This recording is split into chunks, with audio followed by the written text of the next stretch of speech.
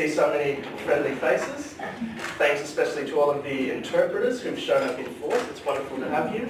I'd like to also echo Ruth's comments and acknowledge the Larrakia people and pay particular acknowledgement to the Larrakia staff and students we have here at the university, and to acknowledge for all those of you here who speak English as an additional language, acknowledge that for you to participate in our discussions today, you're going to be doing more work than the rest of us who speak English as a first language.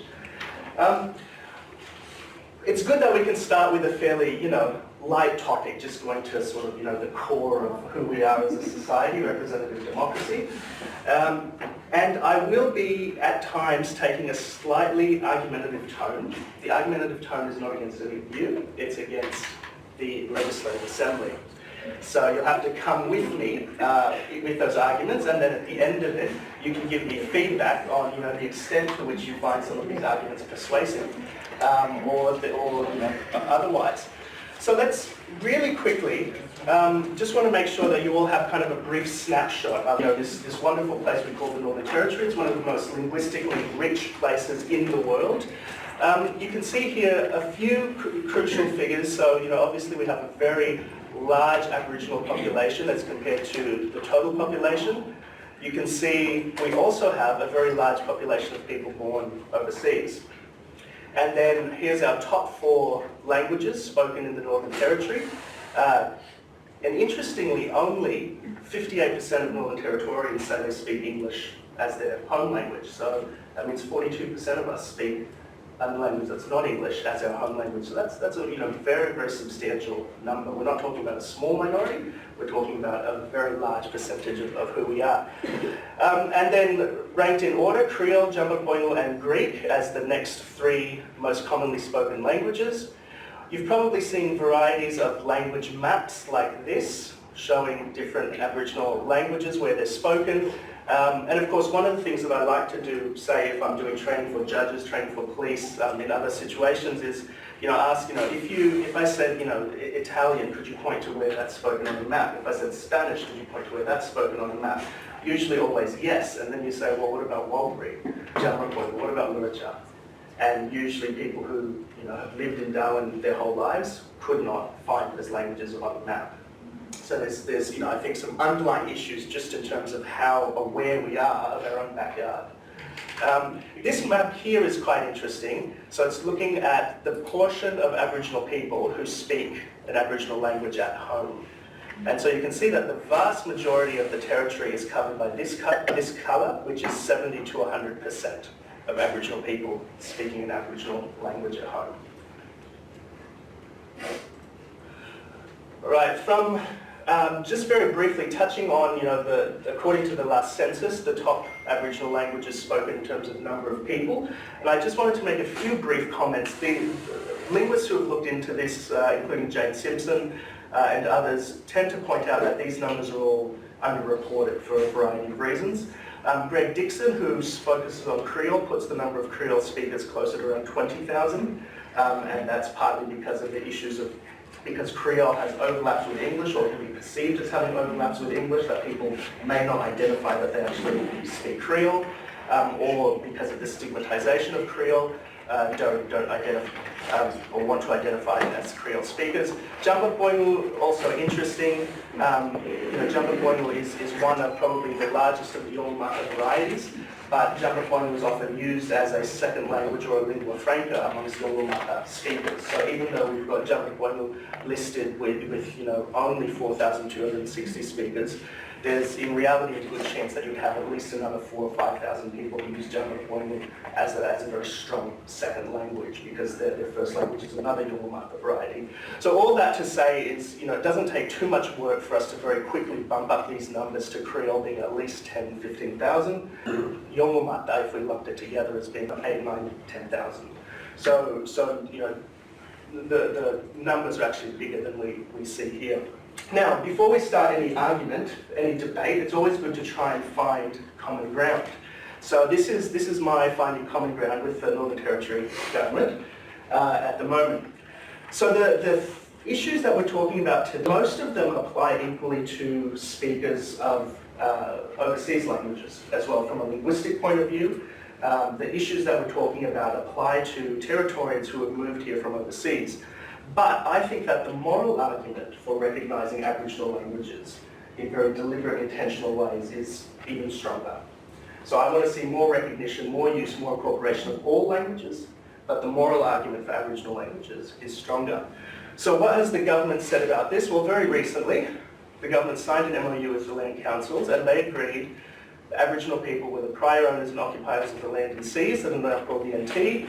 They were self-governing in accordance with their traditional laws and customs, that they never ceded sovereignty of their land, seas and waters, and agreed that there's been deep injustice done to Aboriginal people of the Northern Territory, including violent dispossession, the repression of their languages and cultures, and the forcible removal of children from their families, which have left a legacy of trauma and loss that needs to be addressed and healed. So we found our common ground with the government. These are all points that I can completely agree with. The issue is that now we take this common ground and move into the reality of practice of what the government is doing in Parliament. So I think as it will quickly become apparent, statements like this, which are very important, perhaps being kept in the realm of public statements, comes to the government actually practicing what it preaches. We have a really long way to go. So a few general things. Why is talking about language and language use, patterns of language use, so crucial? Well, from a sociolinguistic perspective, there's two things. The way we use language, the rules we set up for how we use language reflects our underlying values, reflects our thought processes. But it also shapes values and thinking. So when we get into the case study and look at what the current Northern Territory Parliament is doing in relation to Aboriginal languages and the use of Aboriginal languages in Parliament, we want to be asking these two questions. What are the underlying values, what are the underlying thought processes that have led to a Parliament actively limiting the use of non-English languages? And what are the implications of a Parliament actively limiting the use of non-Aboriginal languages? So we want to understand the thought processes that got them there to start with, and then we want to understand the implications for broader society if that approach is continued more broadly. So, we are talking representative democracy. Now, I'm going to go through this fairly quickly. If you look at OECD and the people who specialise in democracy, they usually come up with 70 or 80 different ways of measuring what's a healthy democracy. You know, democracy is a word we throw out, we use a lot, but when we try and pull it apart, you know, can we measure it? How do we know if our democracy is working well? How do we know if our democracy is failing in certain aspects? These are sort of some of the key issues that come up repeatedly. I won't jump into a law lecture, I'll skip through, but freedom of expression, protection of minority rights, this is one that's particularly crucial for democracies because democracy is the rule of the majority. And so in the absence of protection for minorities, you then have, in a pure democracy, you have a situation where, let's say there are 8 out of 10 people have blue eyes, 2 out of 10 people have brown eyes. The 8 out of 10 people could theoretically pass a law and say that the brown-eyed people have to pay double the taxes so that we can get a tax discount, or whatever it is. And that, from a purely democratic point of view, is acceptable. The majority has made a rule that applies to everybody. But what prevents the majority from making rules that unfairly prejudice minorities? So it's always been accepted that because of the nature of democracy as ruled by the majority, there has to be active protections for minorities. One that's fairly well known is voter and candidate participation. In Australia, we tend to ride on our moral high horse that we have such high voter participation compared to other countries like, say, the US, for example. That and I'll come to this, but that sense of being on a moral high horse disappears very, very quickly when you get to Aboriginal voter participation. So we're actually not doing so well there. Candidate participation refers to who's actually allowed to run for Parliament. So in democracies throughout the world, that's one of the mechanisms that's been used to limit opposition. You make rules to say, well, if you've been in jail for more than 6 weeks, you can't run for Parliament. Now, it just so happens that your main opposition leader has been in jail for 7 weeks. And you say, well, it's just a fair rule, it's not targeting anybody, but now you can't run.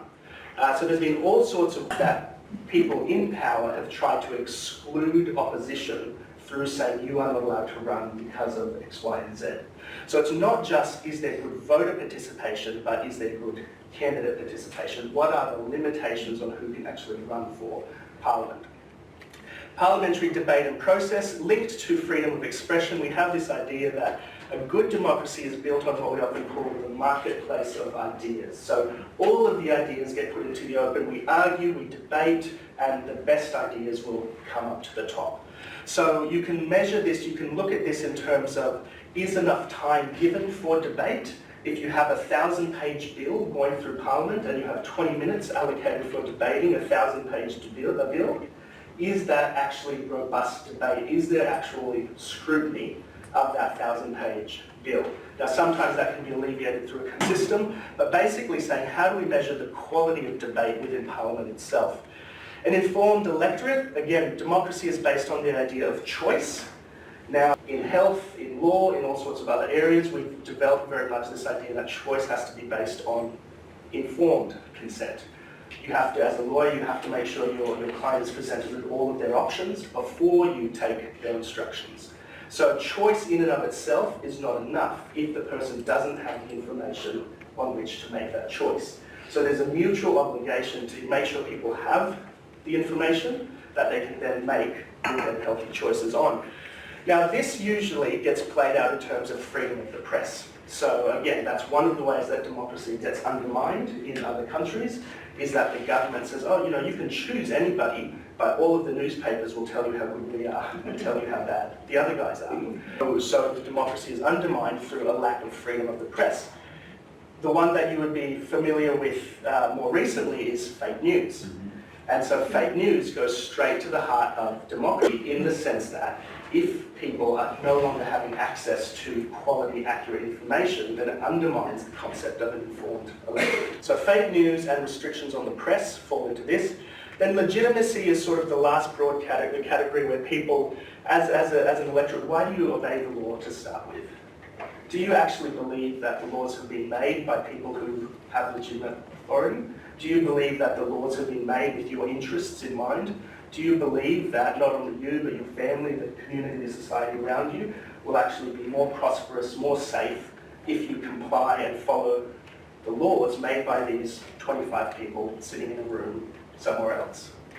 And so to what extent do we view that as legitimate? So anyway, so democracy in a snapshot on one slide. And what we're going to see is that all of these issues come out and are impacted or there are problems when we start looking at the way language is restricted through the parliamentary process. All right, so a few things, and I'm not going to unpack or give justification to this. So that was our democracy. Now here's a little bit about language. So our two halves of the puzzle, then we'll join them together. So from a broad point of view, language and identity are inextricably linked. So language is not just about saying, please give me a glass of water. The language I speak tells something of who I am, how I view myself. It's an integral part of my identity. The impact of language as identity is felt more strongly by minority groups than speakers of dominant languages.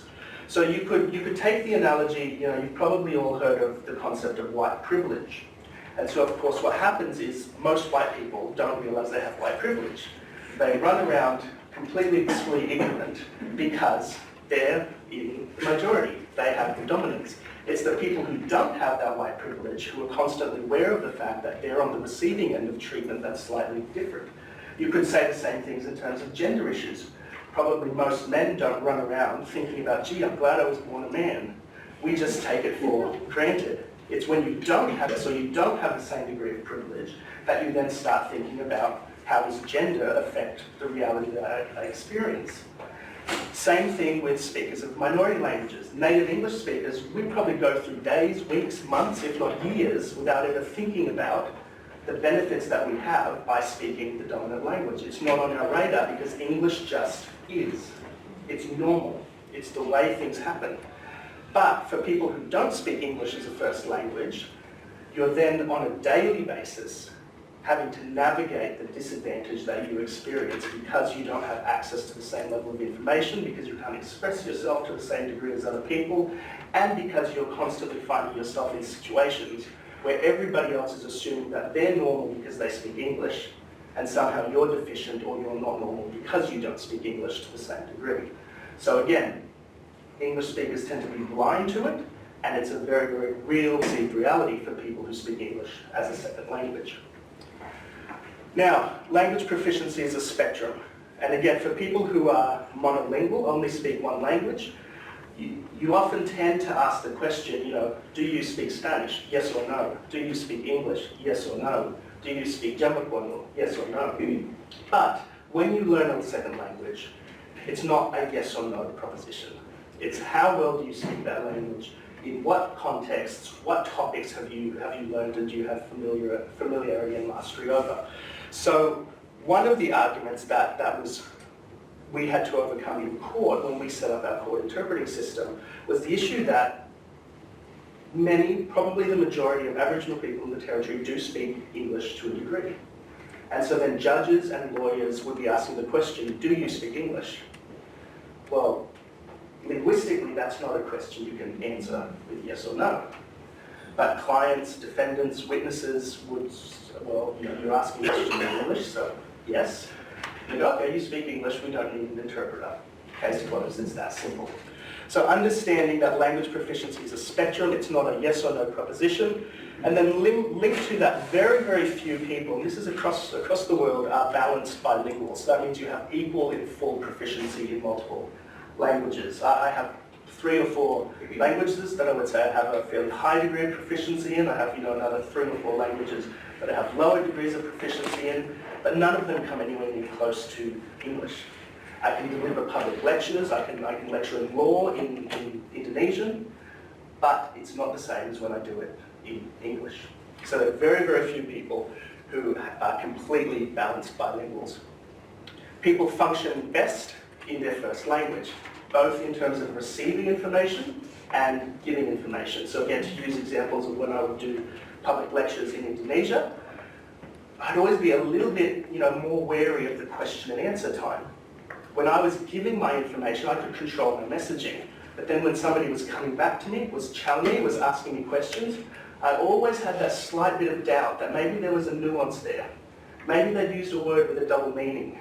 Maybe they were referencing a political or social situation that I didn't have proper understanding of. And then my response would seem superficial. My response would not answer actually the gist of the question. And then for the 200 people who are there for the seminar, suddenly my level of engagement, my level of analysis becomes lesser because I've missed some of the subtlety and nuance of that question. So it's both receiving and giving information. And then here, there are strong correlations, this is globally, between, speaking about minority language groups, between language vitality and social cohesion. Generally, where languages are strong, where they're thriving, where there's good intergenerational language transmission, those communities are socially cohesive, they're functioning, they're stronger, more stronger than than groups where there's a language decline. So from a purely economic, from a purely social point of view, there are social benefits for supporting language vitality in minority groups. Now, that's a number of things. One of the useful ways then of thinking about multilingualism in your analysis, or whatever the environment is that you find yourself, is the distinction between public versus individual multilingualism. So there are some parts of multilingualism that tend to have to do with identity, that tend to have to do with social cohesion, people feeling as though their identity is welcome, their identity is received, that who they are is accepted. These are social, these are collective aspects of multilingualism. There are other aspects which are the very individual things. You've been arrested, you've gone to Thailand, you've been arrested, you're sitting in a police in Thailand, and they're interviewing you in Thai. Now suddenly language becomes a very real issue for you in that context. And so you've got the individual ability to hear, receive, give information, as well as the social aspect of whether the identity is included, is embraced, is accepted, or whether it's pushed to the side. And so we always want to keep those two aspects in mind. What is the impact on the individual person who's being forced to operate in a second language? what is the impact on society of saying we don't value or recognise this language to the same extent as other languages? All right, now let's get stuck into what's actually going on in the Northern Territory. So, our story starts, it doesn't really start, but the story for us today starts on the 3rd of December 2015. Bess Price, who was then a minister in the government, used Walbury on the floor of Parliament. And this is what the Speaker of Parliament had to say. However, for the transaction of everyday business, the language of the Assembly is English. On that basis, should a member use a language other than English without the leave of the Assembly, it will be ruled disorderly and the member will be required to withdraw the words. So this is the Northern Territory Parliament where 42% of our population speaks a non-English language. The Speaker of Parliament said that using a non-English equivalent is disorderly. So we had to just, add insult to injury. So an Aboriginal person representing a predominantly Aboriginal electorate, the member who speaks an Aboriginal language as their first language, representing an electorate that overwhelmingly speaks an Aboriginal language as their first language, has to get permission from a non-Aboriginal monolingual speaker in order to use that Aboriginal language on the floor of Parliament. I hope you're starting to see why this is a problem. So, the minister, as she was entitled to do, said, well, says who? Where does it actually say that English is the language of Parliament? Of course, it doesn't. It's just been assumed. So then she wrote what I consider to be a very good letter. I've just taken a few excerpts here, and it reflects these issues that we've already touched on. So she's concerned that Parliament may be seen as not providing mutual respect and parity. I feel that I cannot effectively represent my electorate without using my first language, Walbury. Over 75% of the population of my electorate is Aboriginal, most of whom speak a traditional Aboriginal language. And here she reflects, so this is some of the social issues, here, or the identity issues, and now here are some of the personal issues, or the individual issues. I'm tired of the constant slurs and innuendos insinuating my lack of capacity to contribute to debate. Aboriginal MLAs who speak traditional languages can lack the confidence they need to take part in debates effectively. I'm concerned that this ruling may inadvertently silence traditional Aboriginal Territorians in the chamber, discouraging their involvement in the political process. So she's acknowledging the fact that her ability to participate, her ability to forcefully put her views is not the same as people who can do that in their first language. She calls it that there is parity within the chamber for any person, particularly Aboriginal women, to feel welcomed, accepted and allowed. So again, now we're back to some of those social issues, that rejecting language is the same as rejecting identity. Accepting language is accepting identity. And again, from an individual issue, to contribute effectively and confidently to debate. Now, part of the irony of this is that it was a matter of months, I think even weeks, after Minister Price at the time was disorderly for speaking in Walbury, that Malcolm Turnbull stood up in the National Parliament and spoke in Ngunnawal, the language spoken around Canberra. Now, he wasn't declared disorderly. So a non-Aboriginal Prime Minister was allowed to speak an Aboriginal language in Parliament without seeking leave of anybody, who represents a predominantly English-speaking constituency, when the Aboriginal MP, who speaks an Aboriginal language as a first language, representing constituents who speak an Aboriginal language as a first language, is declared disorderly for using that Aboriginal language. So the double standards are becoming pretty apparent.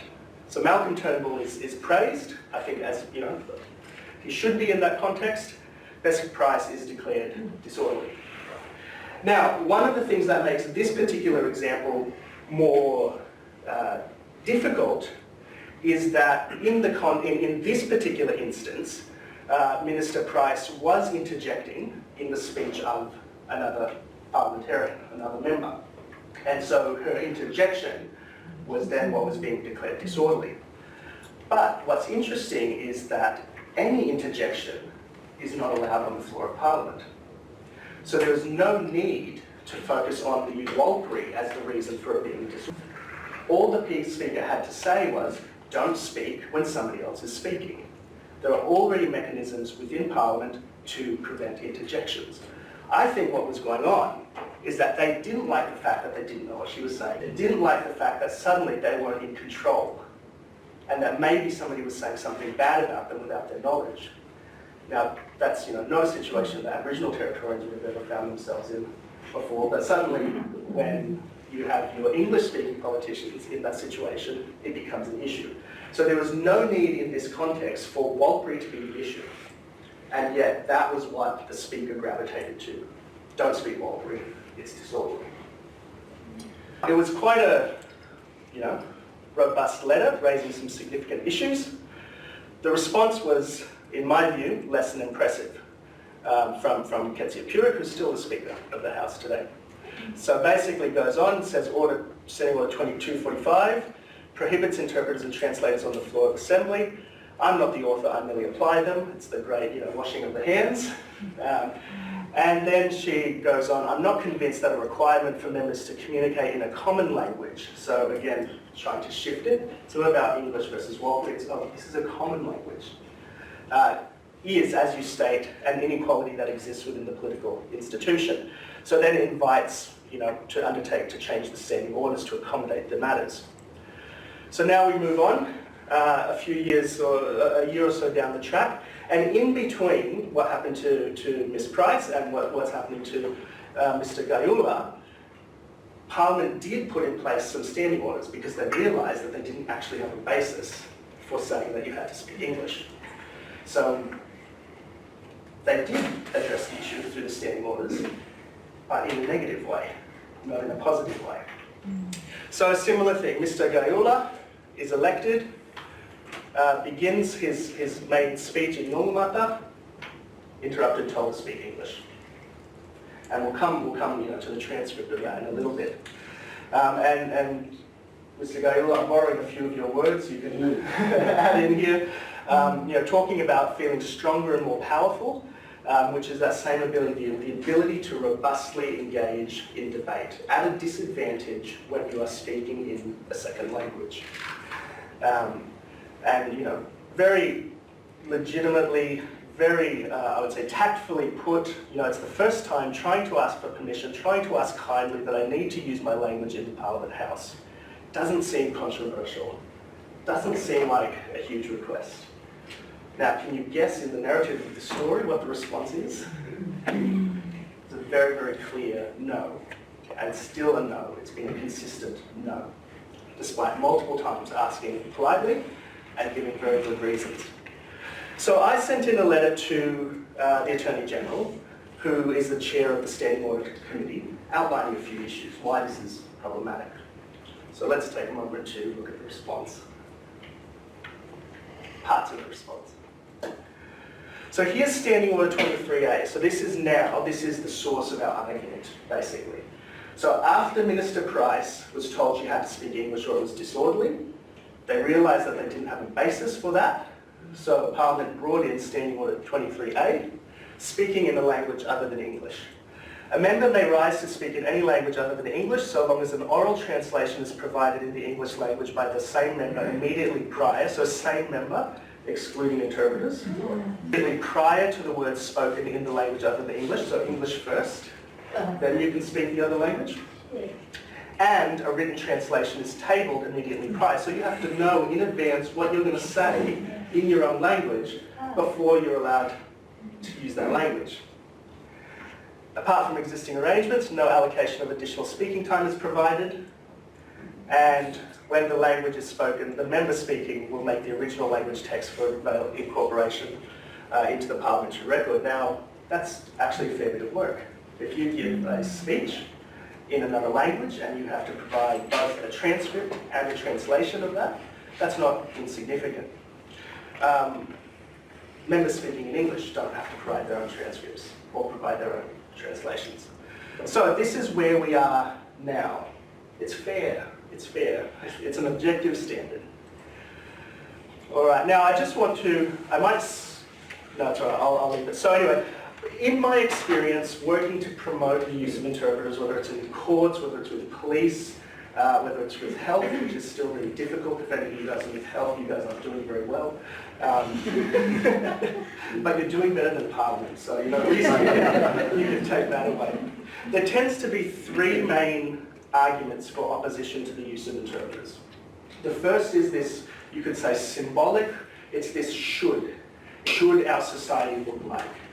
And so what does an ideal Australia look like? And you hear it all the time. You know, as soon as you hear that word should creeping in, there's a value judgment underlying it.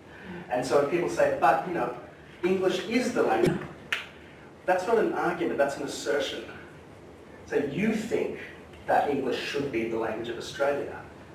It's not a statement of objective fact, and you haven't provided any evidence to suggest why that should be our preferred choice. The second one is the efficiency and pragmatism. Well, you know, it'd be nice, but we just don't have the money, it's just too complicated, it's too many languages, we don't have enough interpreters, they're not good enough. All of these arguments get thrown out. And then there's the old chestnut of, you know, fairness, which is what we saw earlier. It's fair. If we make everybody speak English, it's fair. And so then, you know, and I think underlying it, there's you know, this sense that by a lot of people in our community, the Aboriginal people already get enough special treatment. They shouldn't get more special treatment. Giving people special treatment doesn't help them in the long run. Just make them be like everybody else, and it's good for them in the long run. So, but that all disguised under the argument of fairness. So this was the speaker's letter back to Best Price. It's like she was, you know, echoing all of these things. To be fair to all members, including others of Aboriginal heritage who may not speak Walpuri, the Assembly transacts its business in the English language, as all members, as well as the general public, will have more access to an open and accountable Assembly if we all use a common language. So making you speak English, making your constituency listen to parliamentary debates in their second language, that's fair. That's fair. And then we get the pragmatic argument that it's too difficult. With the number of Aboriginal languages and dialects within the Northern Territory, if we were to permit speaking in an Aboriginal language as a matter of course during the routine of business, we could not choose just to be bilingual. It would be a multilingual parliament, which clearly is too difficult, where every Aboriginal language could be spoken freely. That's clearly going to be terrible for our society if Aboriginal languages are spoken freely. This would no doubt be a complex and costly exercise, subject to change as each new election saw different language speakers enter the Assembly. Recruiting multilingual staff would be a further challenge. My guess is she's never visited the Aboriginal Interpreter Service. So, one of the key issues from, say, a lawyer's mind with this fairness issue is the difference between formal and substantive equality. So if I use a really overly simplistic argument, if I stood up at the top of a set of stairs and I said, I'm holding up a $100 bill, everybody who can walk up these stairs gets the $100 bill. Now, it seems like it's fair, unless you're in a wheelchair. And then I say, well, you're not disadvantaged because it's a fair rule. I said, anybody who walks up the stairs can get the $100 bill.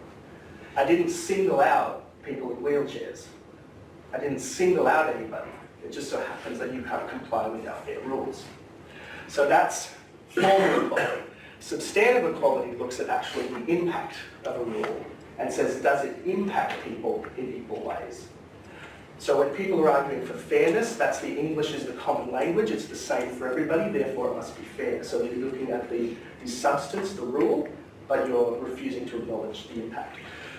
So, we've sort of touched on these things, but so if you're an English first language L1 member, what are some of the things that you get to do that English L2 MLAs don't get to do?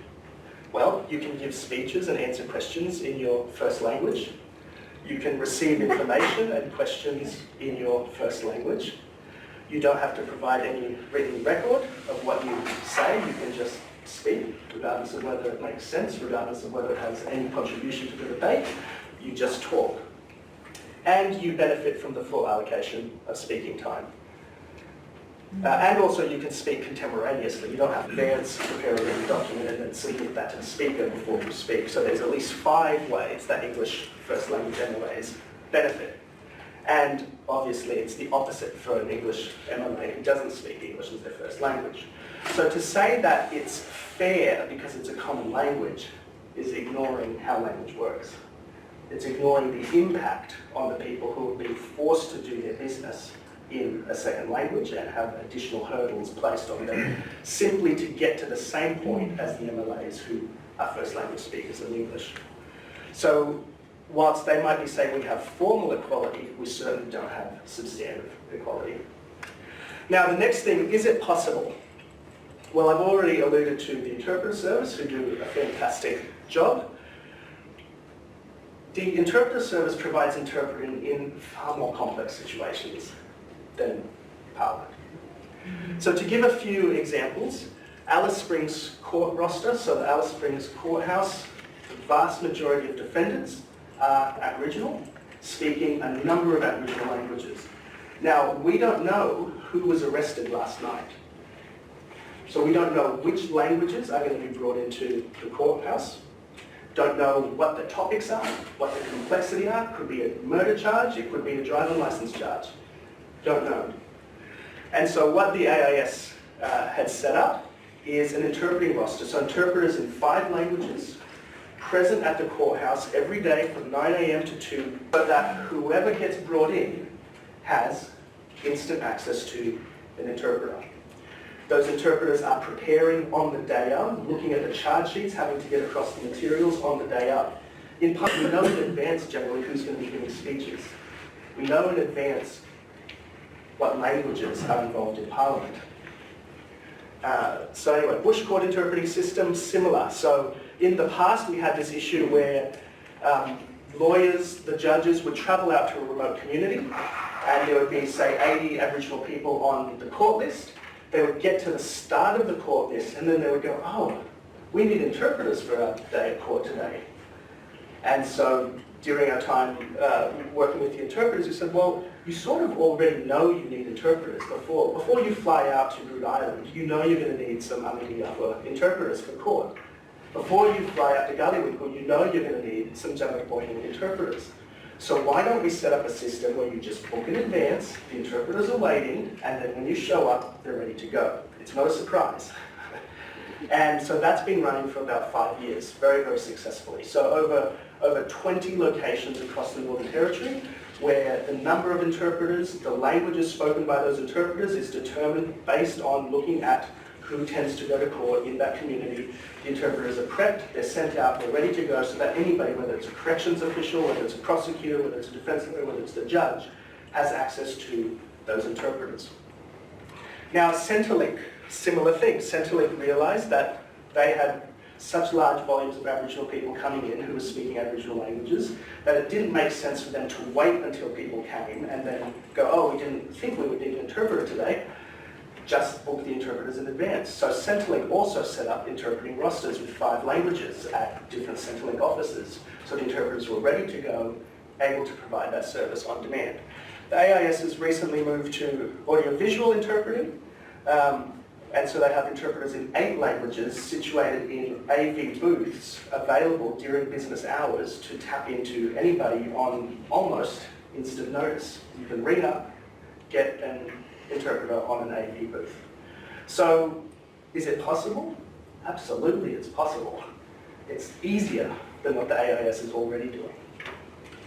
But surely it must be too expensive. Well, so one of the things when it comes to costs is that Parliament actually doesn't sit very many days a year. So this year they sat for 37 days.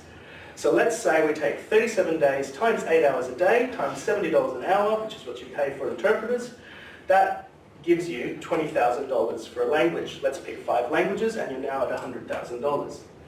In the scheme of democracy, that's not a very big figure, especially not when we have $1.5 million for boundless possible.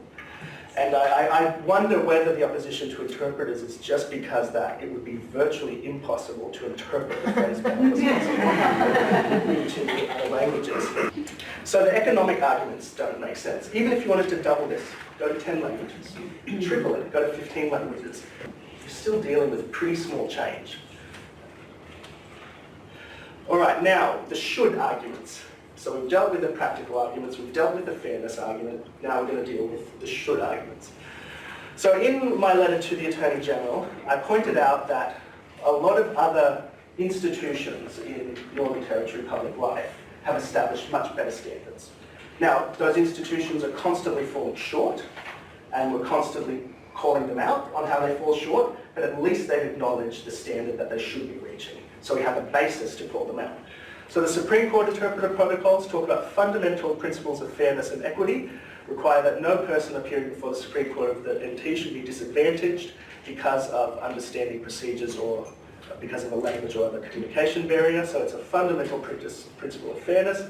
NT Police, regular use of interpreters enhances good communication, strengthens relationships with the community. So you know you're in a bad way when NT Police get sociolinguistics more than the Northern Territory Parliament.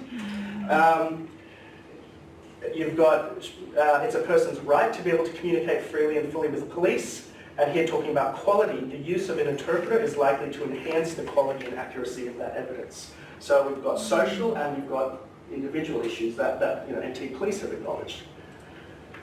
Law Society Indigenous Protocols, the ideal benchmark. Can the person fully understand and fully express? So acknowledging that communication is a two-way street.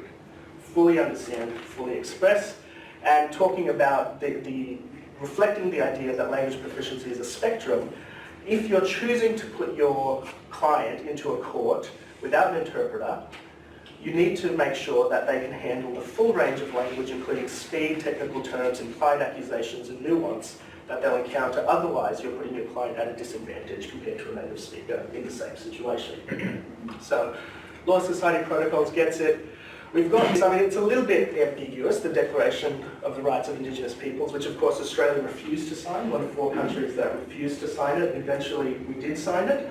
Article 13.2, states shall take measures to ensure this right is protected, and also to ensure that Indigenous peoples can understand and be understood in political, legal and administrative proceedings where necessary through the provision of interpretation or by other appropriate means. It's ambiguous, so I understand why the Parliament is still not sure if this is the right way to go. Now there's a NT government language services policy as well, so this is the NT government's own language policy. All agencies will acknowledge clients' entitlements, rights to the services of an appropriately qualified interpreter or translator, be aware of situations in which an interpreter should be used, commit to the appropriate use of qualified interpreters, bring all services for people who speak a language other than English. So we've got a few key institutions across our society that are saying, we know what the standards are. We're still falling short, but at least we know what the standards are. So that's the should argument. This is what it should be like. We're not there yet, but this is what it should be like. So after pointing these things out, the response from the Attorney General, the Chair of the Standing Orders Committee, the correspondence compares other institutions but is not comparing like for like. The example relating to witnesses appearing in the courts being given assistance should be about the judges and the practitioners within those courts. If you want to compare members, then it's with the judges. Now this next one is the interesting point. While any person who's an Australian citizen is eligible to be elected to the Assembly, it would be very unlikely that a judge who requires an interpreter would be appointed or that a court would tolerate a practitioner who could not conduct their advocacy in English. So what's being said? Well, I think it's hard to argue that these two things here aren't being said. A person who requires an interpreter should not be elected to the Assembly, in the same way that a person who requires an interpreter should not be appointed a judge. And the Assembly should not tolerate a member who cannot conduct their business in English, in the same way that the court would not tolerate a practitioner who cannot conduct their advocacy in English. Tolerates a special word in and of its own that will have to leave for another day. But it's hard to get away from the fact that this is essentially what the response is. When we say other institutions have standards, NT Parliament is not meeting the same standards as other institutions in our society, and this is the response we get. Should they really be elected if they require an interpreter? Should we really have to tolerate someone who can't do their business in English?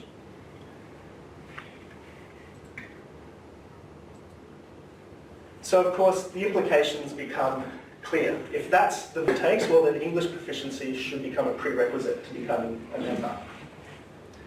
That means that at a conservative estimate, 50,000, at an estimate reflecting the census stats, 42%, so nearly half of the population should be excluded from becoming members of parliament because they don't have the required English language proficiency to be in parliament. That socially, a multilingual society should be represented by a monolingual parliament, and English L2 Territorians, so Territorians who speak English as a second language, don't have the right to hear parliamentary debate in their first language, but English as first language parliamentarians have the right to access that information in their first language. And of course, there's this deficiency model of interpreting that we encounter all the time, which is that English is the standard. The extent to which your English is not as fluent as a native speaker makes you deficient. So if your English is down here, you're really deficient. If your English is here, you're a little bit less deficient, but you're still deficient. Until you get to the same standard, then you have deficiency. The role of the interpreter is to make up your deficiency. So you're here, the interpreter helps you to be less deficient. Now what the courts have started to acknowledge is that the interpreter is not there for the witness. The interpreter is there for the courts. The interpreter is not there for the defendant. The interpreter is there for the lawyer who has an ethical obligation to do his or her job properly. Interpreters are there to ensure two-way communication between people who don't equally share a common language. So the interpreter is there for both people, not for the deficient party. So again, another assumption that's there. So now let's just take a brief snapshot of where we're up to in terms of that whole issue. So this is candidate participation. If we go back to our how do we measure democracy, well, we've just excluded potentially nearly 40% of our population from being elected as candidates to our parliament based on this idea that they should not tolerate people who speak English as a second language or who don't have adequate English skills. Now, what about voter participation? Well, this probably sums it up. Before the last federal election, the Australian Electoral Commission estimated that half of the NT's Indigenous population were not enrolled to vote, saying the electoral system lacks relevance for the Indigenous population. Now, clearly, an English-only approach to Parliament will enhance the relevance of Parliament for our Aboriginal population. So, and of course, this 50%, that's not even voter turnout, that's just enrolment. So voter turnout is less than that, and 50% is often used as the mandatory minimum benchmark for voter participation. So whilst we like to promote ourselves as having high voter participation on the world stage, when we actually look at who's voting within the Northern Territory, it's very clear that one group, one very significant group of our population, is not voting, is not participating in democracy to anywhere near the same extent that other people are. All right, now, what about at law? Is it discrimination? You're starting to think, well, if it's not fair, it's practical, it doesn't reflect the standards that have been held up, is it discrimination? Well, probably yes, and I won't go through it, but Racial Discrimination Act Section 10 says that people should be right to the same extent as a person of another race. Then it refers to the International Convention on the Elimination of All Forms of Racial Discrimination, which talks about language as an attribute of race, so discriminating against somebody on the basis of language can equate to discriminating somebody against somebody on the basis of race because language is so closely tied to race in certain instances. So on the surface at least, it's not meeting the standard of Section 10 of the RDA. Anti-Discrimination Act NT defines discrimination as including any distinction, restriction, exclusion. So we've got some distinctions, restrictions and exclusions happening in Parliament. Or preference, we've got preference happening on the basis of an attribute that has the effect of nullifying or impairing equality of opportunity. We've got a nullification of opportunity. And as with the RDA, a characteristic imputed to appertain generally to persons with an attribute can be counted as race. So if there's a high correlation between language and race, discrimination on the basis of language can be discrimination on the basis of race. So probably breaching the RDA, probably breaching the Anti-Discrimination Act NT. So I pointed it out saying, I'm not saying you're breaching it, I just want you to know that you're at a different standard than what our discrimination legislation applies. Now just in case there's any doubt about this analysis, this is the NT government's language services policy. The provision of all NTG agency programs must comply with relevant and applicable legislation. This includes, but is not limited to, the RDA, the Disability Discrimination Act, the Anti-Discrimination Act, Health and Community Services Complaint. Agencies must not directly or indirectly discriminate against people on the basis of their language ability. So that's the government's language policy. Now this is the one-sentence response that we got to the statement that you are well short of our discrimination legislation. Parliamentary privilege means that the Assembly's rules and procedures are not able to be questioned by the courts and are separate to government policies and legislation relating to provision of access and interpreters. So you could probably summarise that response in 2 words that, you know, are not polite. Essentially saying, we don't care. We can do whatever we want.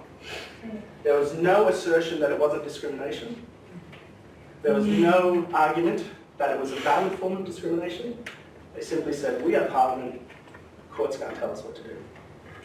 So, I mean, this is quite exciting to think that we are in a potentially space where we don't have to worry about discrimination legislation or principles. So I've proposed a very mature response. Standing Order 23B. So we've looked at 23A. 23B, mansplaining. A female member may rise to speak so long as a male member provides an explanation immediately prior to the words spoken by the female member, and an explanation written by a man is tabled immediately prior to the contribution by the female member. Apart from existing arrangements for extension of speaking times, no allocation of additional speaking time is provided for mansplaining purposes. When a female member speaks, the member will also make the female version of the text available for incorporation into the parliamentary record alongside the mansplained text. But we're okay, they could do this, parliamentary privilege. Doesn't erode our democracy, does it?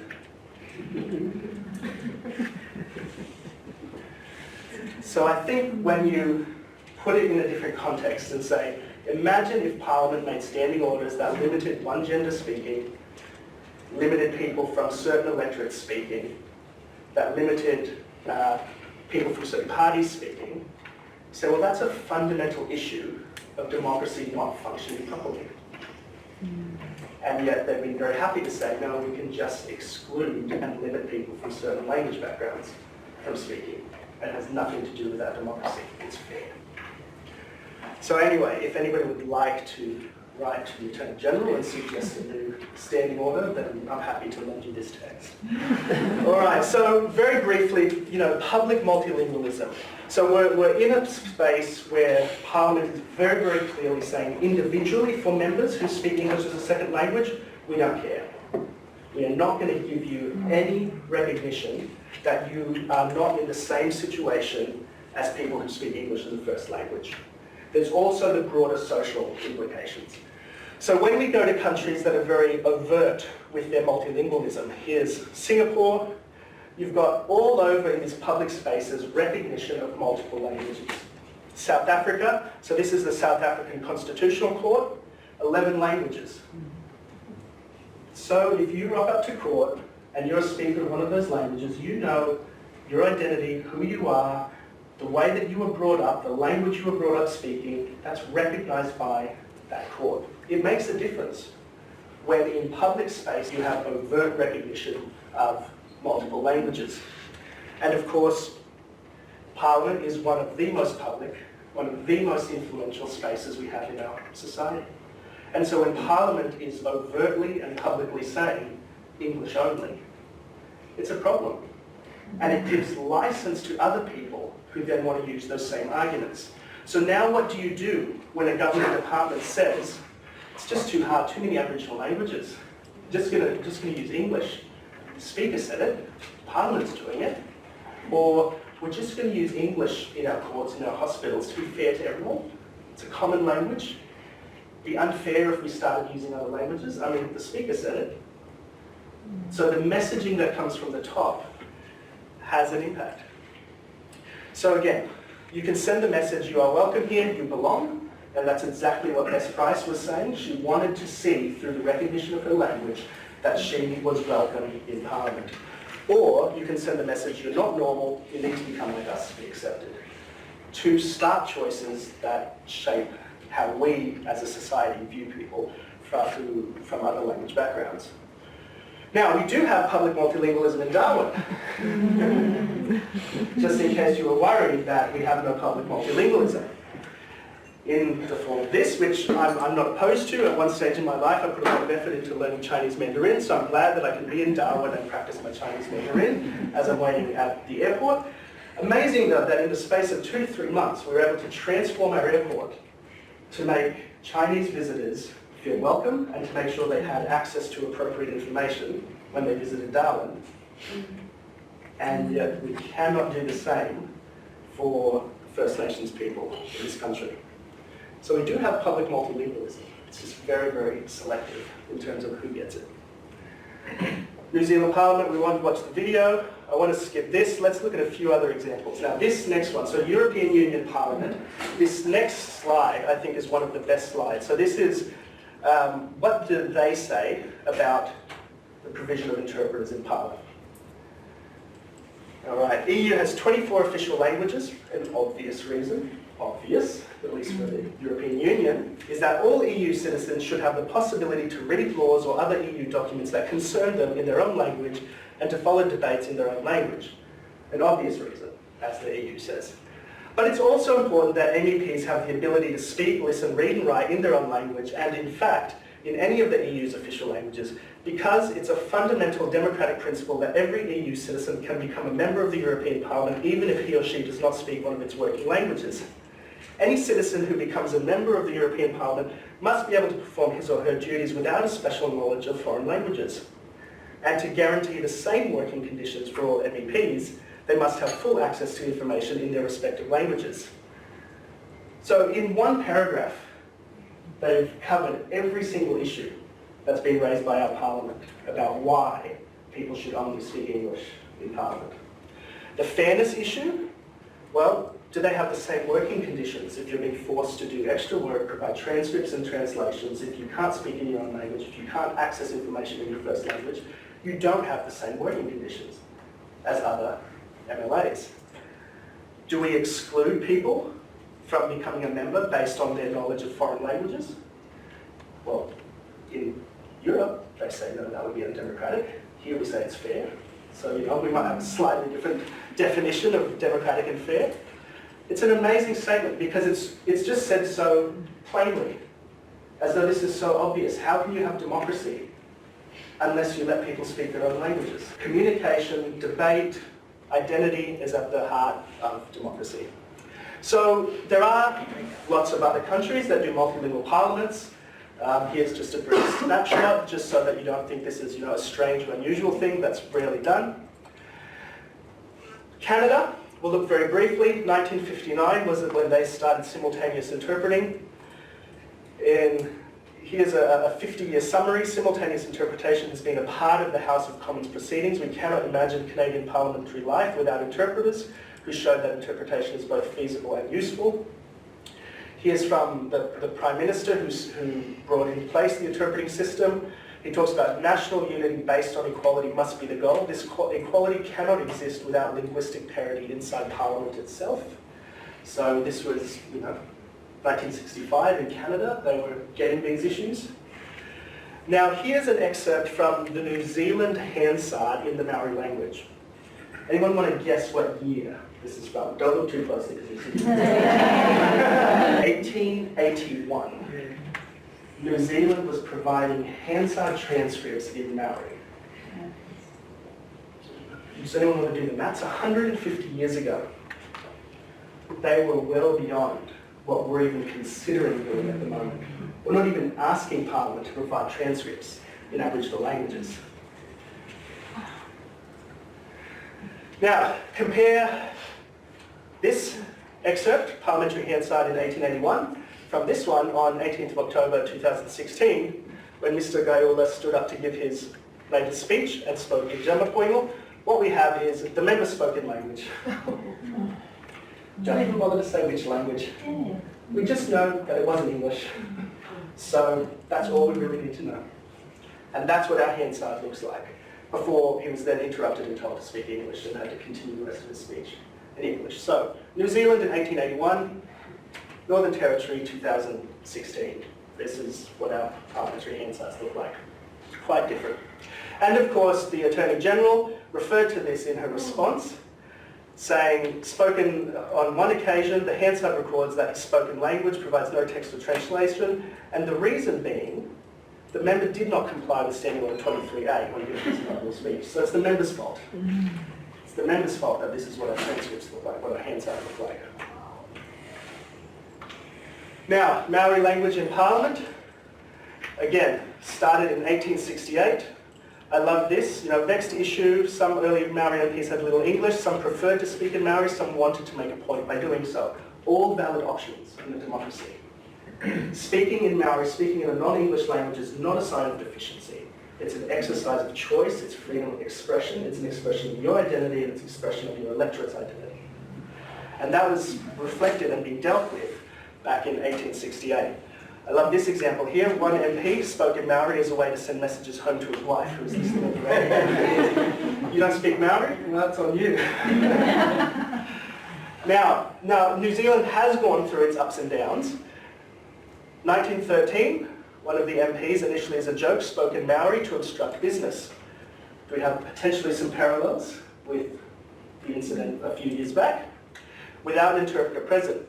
One of the other MPs told him not to be silly. Prime Minister said that if he was fluent in English, he should be compelled to use it in the House.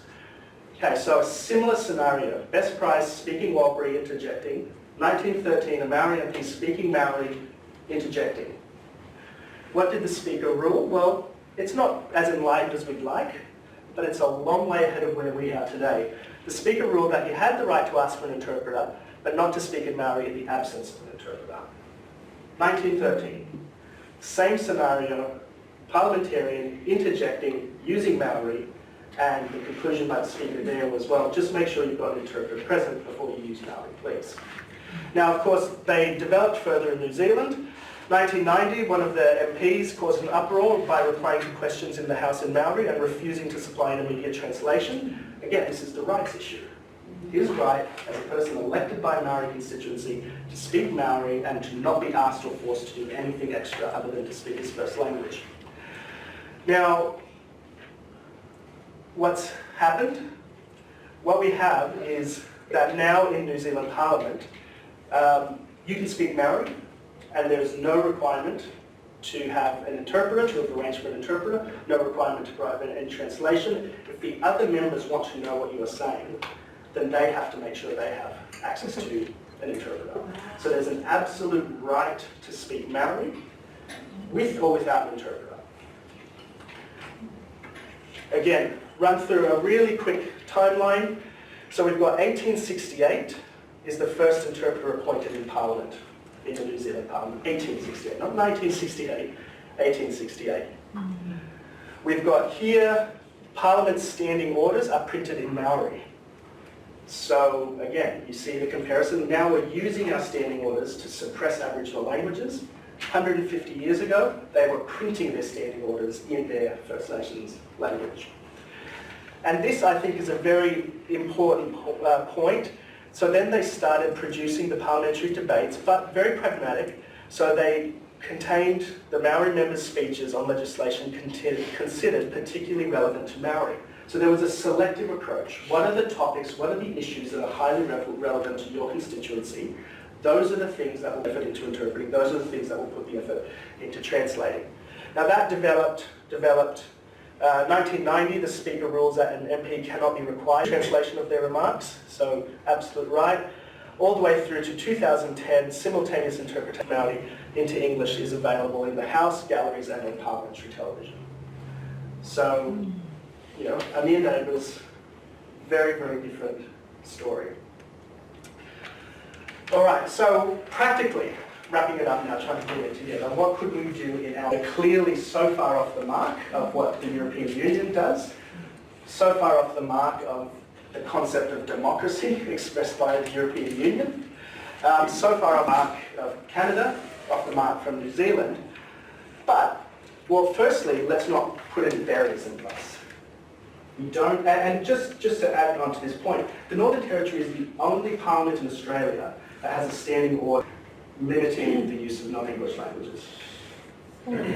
So we're the jurisdiction with the highest percentage of non-English speakers, and we're the only parliament that limits the use of non-English languages. So as a starting point, let's just get back to 0. Then, allow MLAs to speak in Aboriginal languages through self-interpretation, so that's speaking your first language first. Then you can self-interpret. That linguistically, that has very strong cognitive benefits. You can order your thoughts, because as you speak, you articulate, you compile your arguments. So speaking in your first language allows you to frame your arguments better. Then you can self-interpret. We can have interpreters present, particularly for speeches and topics that are particularly relevant for the constituency. So we don't have to start with a blanket interpretation of every word that's spoken in Parliament. We know what the topics are when they come up. We know what the speeches, who's giving the speeches. Focus on those and have those be the ones that are interpreted into the relevant languages for the people who are impacted. Now here's an idea that I like, which, well, I wrote it, so I suppose I should.